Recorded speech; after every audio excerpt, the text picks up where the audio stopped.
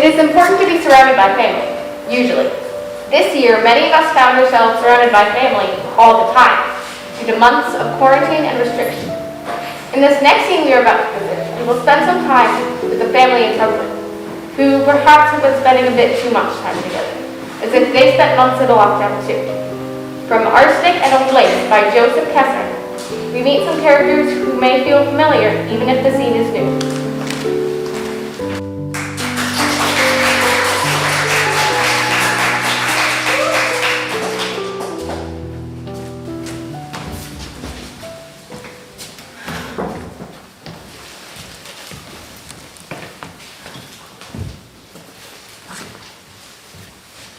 Yes, it's really wonderful, Dr. Harper.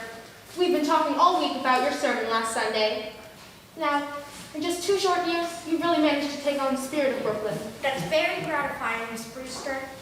Living here next to the church for so long, we've seen a lot of ministers come and go, and the spirit of Brooklyn, we always say, is friendliness. Your sermons are not so much sermons as friendly talks. Personally, I've always enjoyed my talks with Colonel Gibbons, or have I met him yet? Oh, no, dear, not yet. A biscuit's good. Bully. Won't you have another biscuit, Dr. Harper? No, thank you. I'm afraid I'll have no appetite for dinner now. I always eat too many of your biscuits just to taste the lovely jam. We haven't tried any of the cakes yet. We put in a little apple to take the tartness out. No. Well, then we'll send you over a jar. No, thank you. You be sure to keep it here so I can be sure to have it with your biscuits. Well, I do hope they don't make us use that terrible imitation flour. What with this war trouble?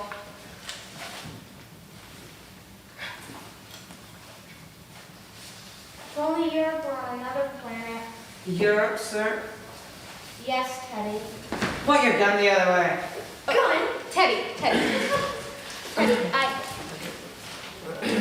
Teddy, just calm down, please. Teddy. Now. No way, Abby. To the west, there's your danger, there's your enemy.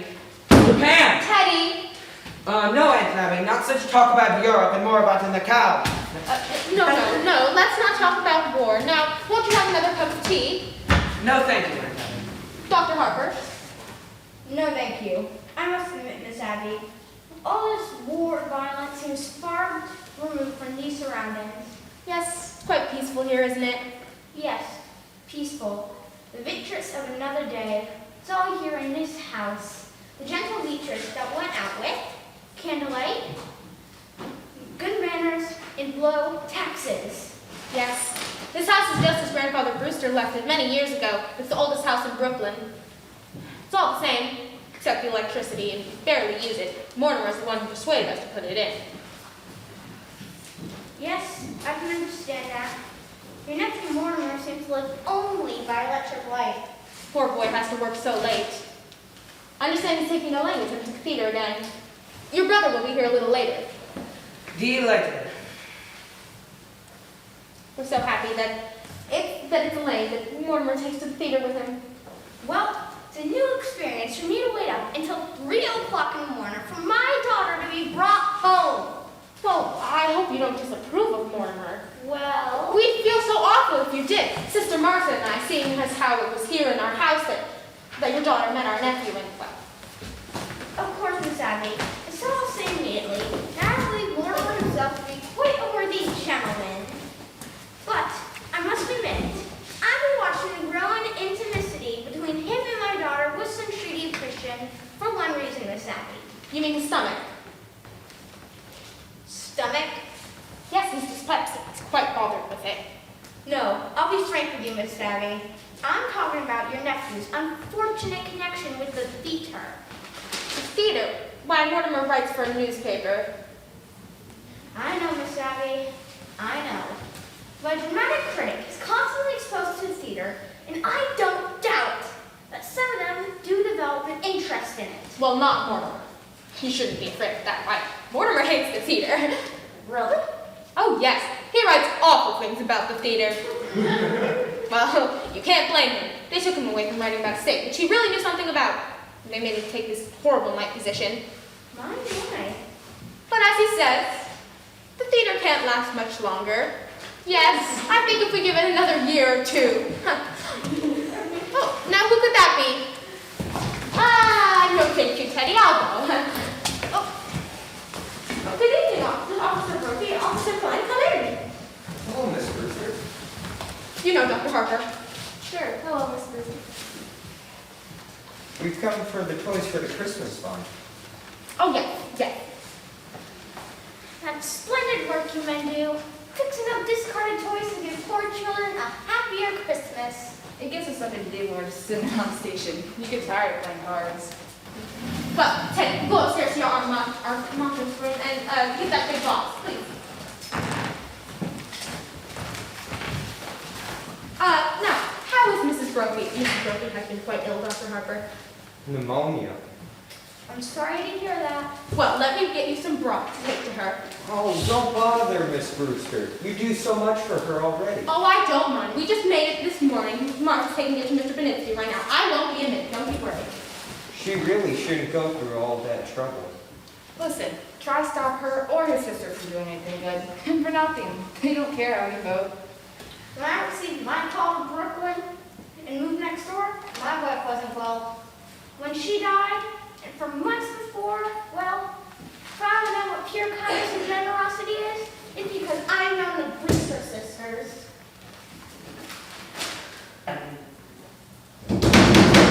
Colonel, you promised not to do that. But I have to call a cabinet meeting to get the release for these supplies. He used to do that all the time in the middle of the night. The neighbors raised Cain with us.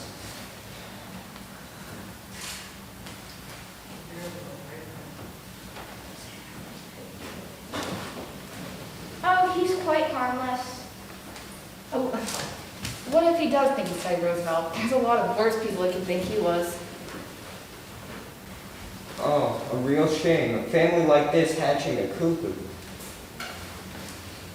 Well, his father, the other girl's brother, was some sort of genius, wasn't he?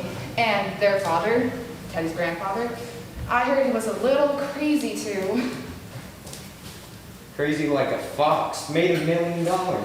Really? Here in Brooklyn? Yeah, patent medicine. He used to try out autopsies on people. I heard he makes mistakes occasionally too. What about his daughter? Well, whatever he did, he left his daughters fixed for life. Thank God for that. They never spent it on anything. Yes, I'm well acquainted with their charities. You don't know a tenth of it. When I was at the Missing Persons Bureau, I was looking for an old man that I never did find.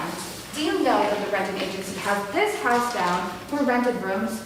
They don't rent rooms, but you can bet whoever comes here looking for a room leaves with a good meal and probably a few dollars in their kit. It's just their way of digging up people to do some good to do.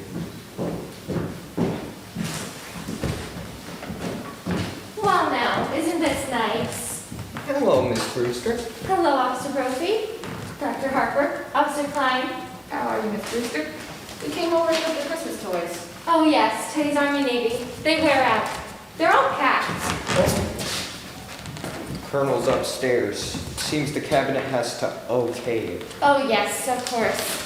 I hope Mrs. Brophy's better. Oh, she's doing just fine. A little weak still. I'm sorry to hear that. Oh, Martha, dear, you're back. How's Mr. Benitsky? Well, dear, it's pretty serious, I'm afraid. The doctor was there. He's going to amputate in the morning. Oh, dear. Can we be present? No, I asked him, but he says it's against the rules of the hospital. You couldn't be of any service, and you must spare yourself something. Here's the broth. Be sure it's good and hot. Yes, ma'am. This is fine. It'll make a lot of kids happy. That O'Malley kid is nuts about soldiers. There's thought about that one time. Teddy. Here we have General Miles. I've retired, and what's this? The organ. Teddy. No. And having the organs goes to Australia. But Teddy. What does it matter what a kid gets? Tommy Evans, is he coming? We'll run along, ma'am. Thank you very much. Oh, not at all. Goodbye. Goodbye.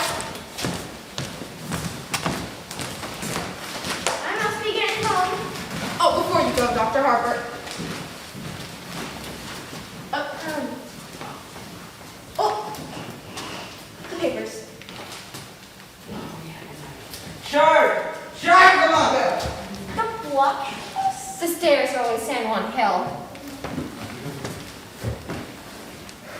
Have you ever tried to persuade him that he wasn't Teddy Roosevelt? Oh no, he's so happy being Teddy Roosevelt.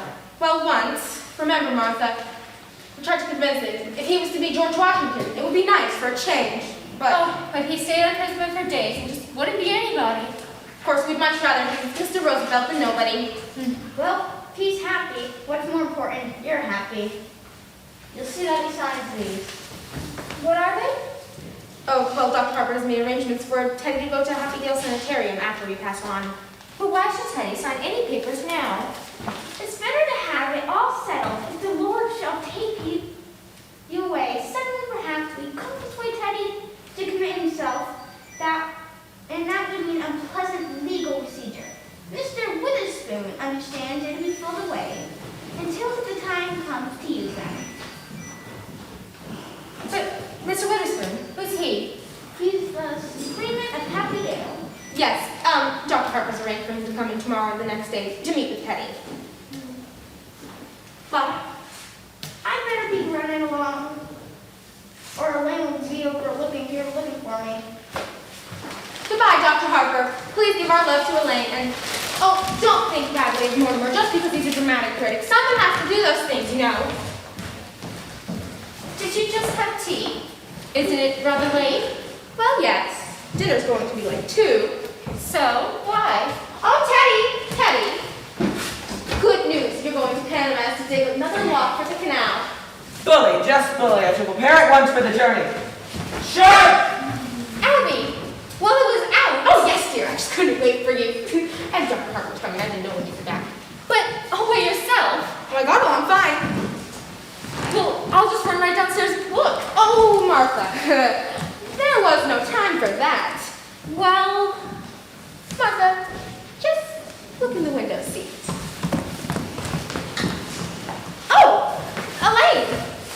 Hello, dear. good afternoon, Miss Harvey. Well, Miss Martha. I thought Father was here. Oh, he just this minute left. Didn't you meet him?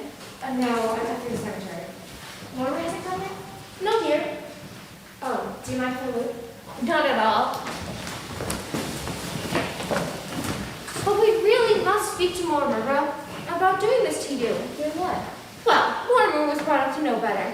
When a gentleman is calling on a young lady, he should call for her at her house. Oh, there's something about calling for a girl at a parsonage that discourages any man who doesn't embroider. Well, we are going to speak to him about it. Oh, please don't. After a young man whose idea of nightlife was to take me to prayer meeting, it's wonderful to go to the theater almost every night of my life.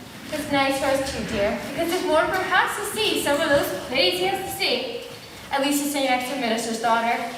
Oh, dear. Elaine, what you must think of us. Not having to keep things cleared away. Don't bother with anything in the kitchen, dear, and till Mortimer comes, and then I'll help you. He should be here soon, dear. Yes. Father must have been surprised not to find me at home. I better go over to speak to him. If Mortimer comes, tell him I'll be right back. Of course, dear.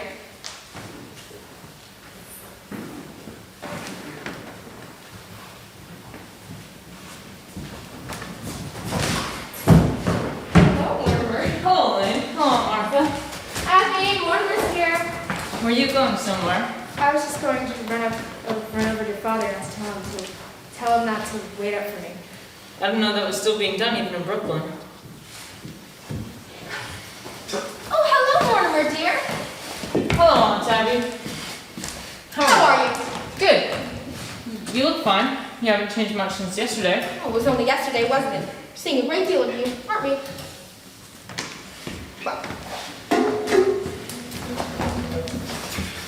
Hello, Mortimer. Hello, Mr. President. What news have you brought me? Just this, Mr. President. The country is squarely behind you. I know, isn't it? Oh, wonderful. Well, goodbye. Goodbye. Where are you off to, Teddy? Panama. Panama's the cellar. He digs locks for the canal there. You're so sweet with him, and he's very fond of you. Well, Teddy was always my favorite brother. Favorite? Were there more of you? There was another brother, Jonathan. Jonathan? I've never heard of him. Your aunt's never mentioned him. No, we don't like to talk about Jonathan.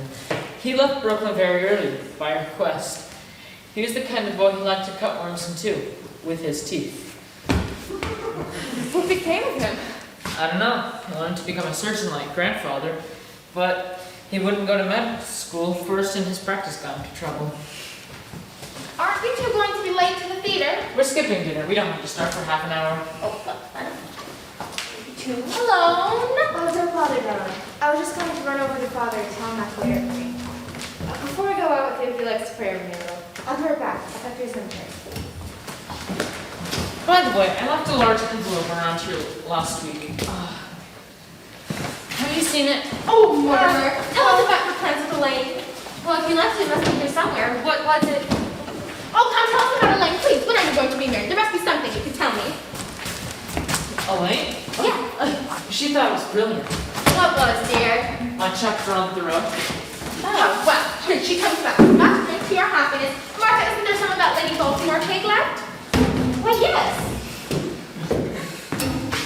Well, and I'll put them on. Oh, is it think it happened in this room? Oh, Mortimer. That. With your fiancé sitting next to you, the play might be something romantic. Tell me, what's the name? Murder Willow. Oh my! When the curtain comes open, the first thing you'll see is a dead body.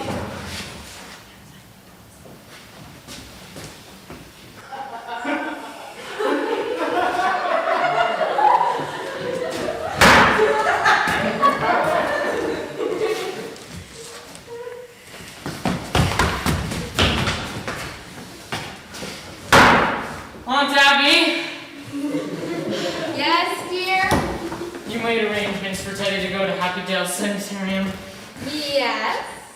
He's got to sign them right away. Sign those papers. Oh, but why? Now we've all down. We've all got to try to keep our heads. You know, we've sort of humored Teddy because we thought he was harmless. Why, he is He harmless. was harmless. Now, Mortimer, why have you suddenly turned against Teddy, your own brother? Well, we're gonna find out sometime, and what might as well be now. Teddy's killed a man! Nonsense, dear. Oh, my. There's a body in the window seat! Oh, yes, we know. But it has nothing to do with Teddy. You know? Yeah. But like I said, it's nothing to do with Teddy. So don't worry about it. Just, well, forget about it. Forget? I never dreamed you'd peek. How am I supposed to forget about it? Well, I mean, you know now, Mortimer. You never did have a great memory. I'm sure you can forget that.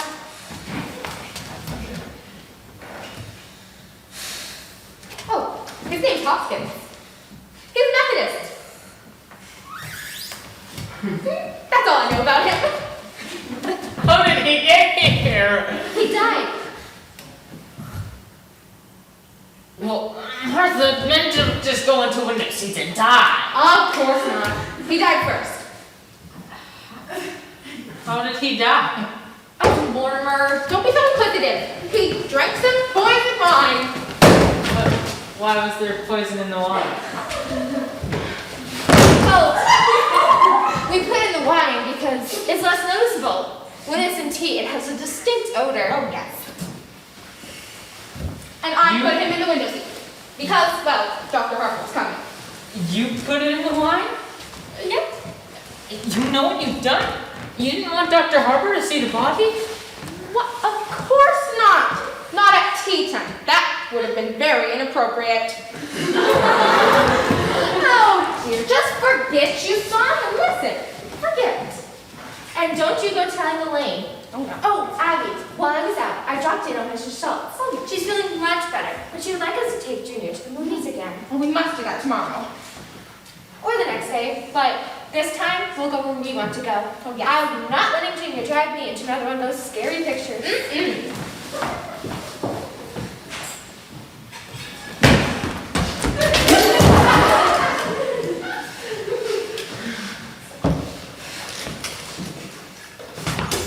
City desk? Hello, Al. Who's this? Yeah, that's right. Say, I told you where I was going when I left, right? That's right. Say, Al, I can't cover the play tonight. Can't you get someone else to do it? I can't. That's all there is to it. I can't. Oh, Debbie, I'm Martha! Yes, dear. What are we going to do? What are we going to do?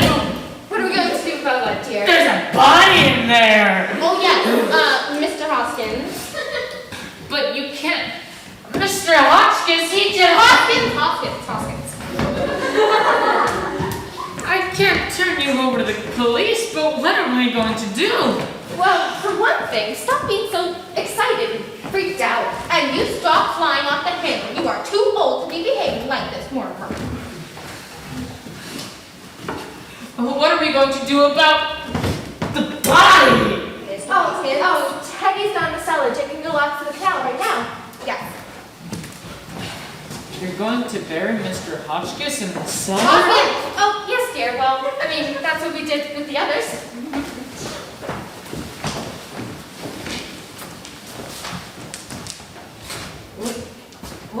When you say others, Other do you mean others? gentlemen. Other gentlemen. And let me see now, Abby, this makes 11, right? No, this would make 12. Well, anyways, they're all done with Oh no, Al, I'm as sober as a lark. I just called because I was feeling a little no, you wouldn't know. Al, look, I'm glad you called. Get a hold of George right away. He's got to review the play. Tonight I can't make it. No, Al, you're wrong. I'll tell you all about it tomorrow. George has to cover the play. This is my apartment and I'm running it. Where were we? 12! Yes,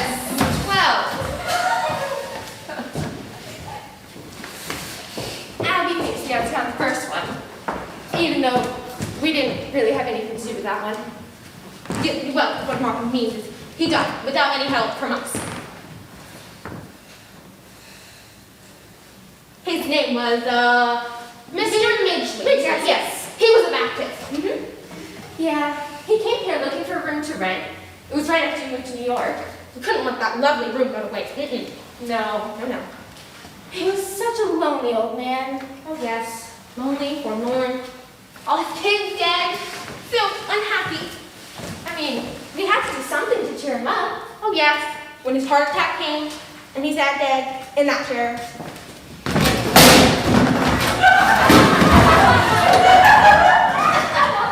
Looking so peaceful. Well, me and Martha decided right then if we could help other lonely old men to that same peace, we would.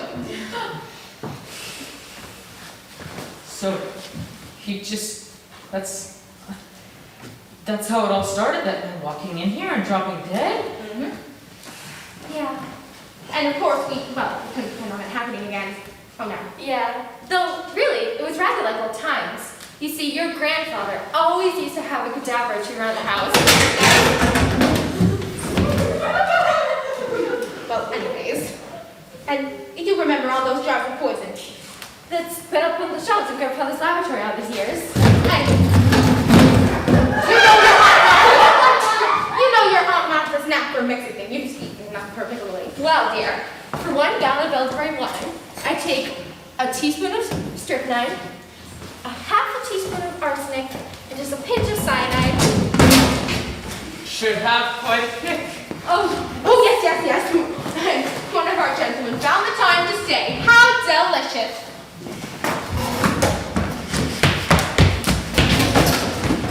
Hello? Al? Hello? And all those Mortimer. That's the doorbell. That's not the telephone. Oh, hello. I understand you have a room rent. Yes, come in. Are you the lady of the house? I'm Miss Brewster. This is my sister, another Miss Brewster. Thank you. Well, come in.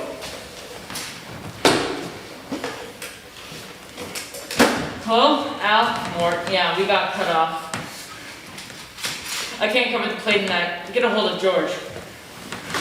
What's George doing in Bermuda? It's my department. Of course I told him he could go. Sit down. May I see the room? Why don't you sit down and let us get to know you first? That won't do much good if I don't like the room. Are you from Brooklyn? I have gotten home. Oh, Are your well, family Brooklyn people? Have gotten family? oh, all alone. Yes. What church do you go to? I'm a Presbyterian. Used to be. Well, there's an Episcopal church practically next door. Hello? Al City Desk! Al City Desk! Wrong number, I'm sorry.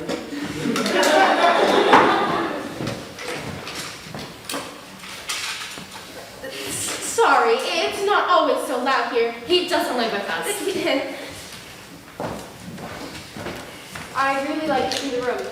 Well, why don't you try a glass of our wine Yes, first? try a glass of our wine. I'd never touch it. Oh, we make it ourselves. It's elderberry wine. Elderberry wine. I haven't tasted elderberry wine since I was a boy. Thank you. Look, Al, there must be somebody around the house. What about Joe? The guy who sets my copy. He's a third printer from the right.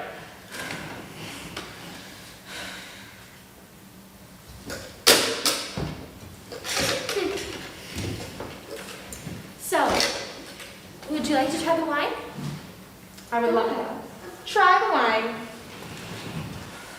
I'm not drinking, but I'm going to start now.